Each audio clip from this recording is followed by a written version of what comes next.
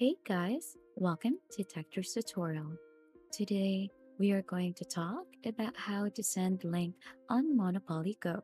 It is a step-by-step guide to follow easily, and don't forget to hit the like and subscribe button. So let's dive right in. First, you have to make sure that the Monopoly Go is installed on your device. So once it is open, log into your Monopoly Go account. And onto the main screen, look for the Friends option in the bottom right corner and then tap on it.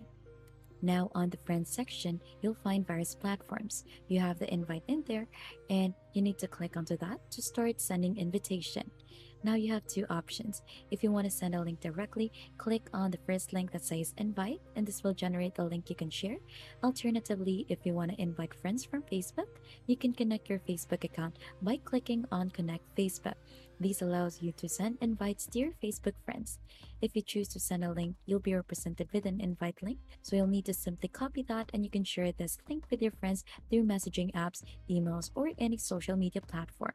And that's how you send a link in Monopoly Go and invite friends to play with you. And if you found this tutorial helpful, don't forget to hit the like, subscribe, and if you have any question, don't hesitate to comment it down below. Thank you very much for watching, and we'll see you on to our next video.